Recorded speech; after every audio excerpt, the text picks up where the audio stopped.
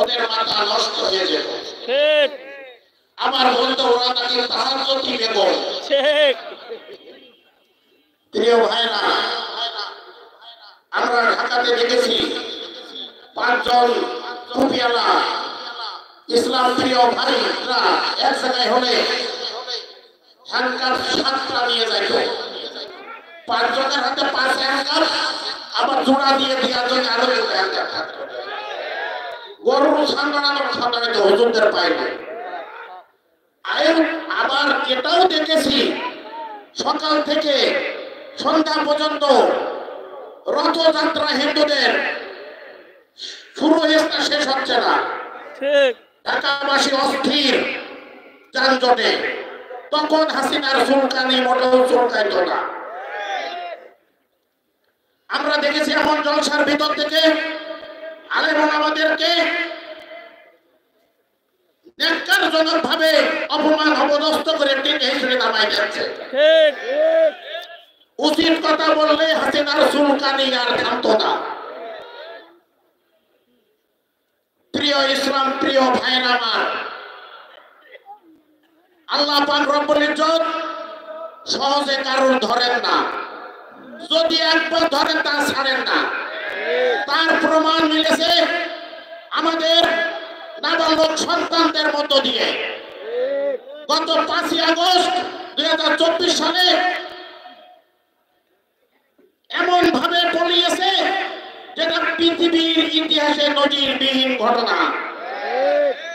এটা দেখে আওয়ামী ভাইদের ওই দিন থেকে নাক ঘেঁষড় দিয়ে তওবা করে আমাদের সাথে কাঁধে কাঁধ মিলিয়ে ইসলাম প্রিয় ভাইদের মতো আমরা সবাই একসাথে মিলেমিশে দেশে বসবাস করতাম।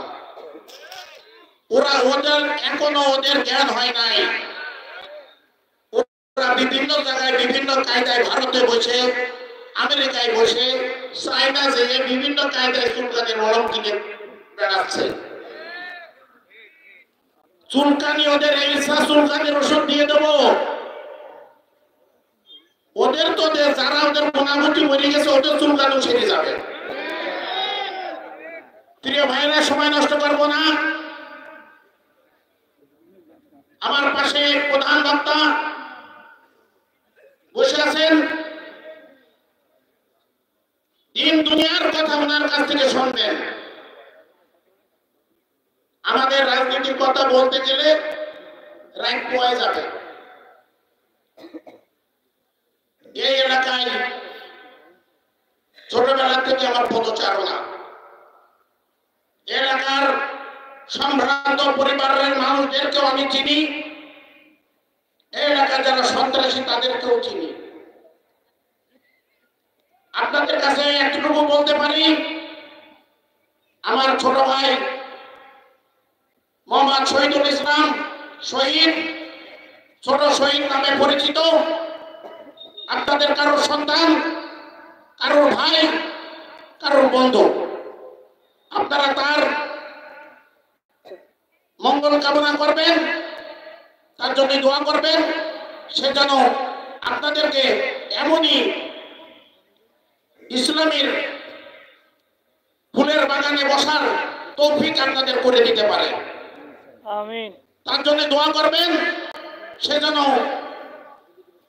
বাংলাদেশ জাতীয়তাবাদী দল বিএনপির একটা কর্মী হিসেবে হলেও আপনাদের সেবা দিতে পারে। দোয়া করবেন আমাদের 5 বারের প্রধানমন্ত্রী, 3 বারের প্রধানমন্ত্রী খালেদা জিয়া অসুস্থ, এখানে আপনারা এই রাত্রে কষ্ট করে বসে আছেন। আপনাদের দোয়া করলে আল্লাহ পাক রব্বুল ইজ্জত মাফ করে দেবেন, তার রোগ মুক্তি কামনার জন্য আপনারা দোয়া করবেন। প্রিয় ভাইরা, আমার প্রধান বক্তা তার কাছেও আমি দোয়া চাচ্ছি, হযরত আমাদের প্রধানমন্ত্রীর জন্য দোয়া করবেন। আপনাদের দোয়া আল্লাহ পাক পার্টি প্রদান হবে।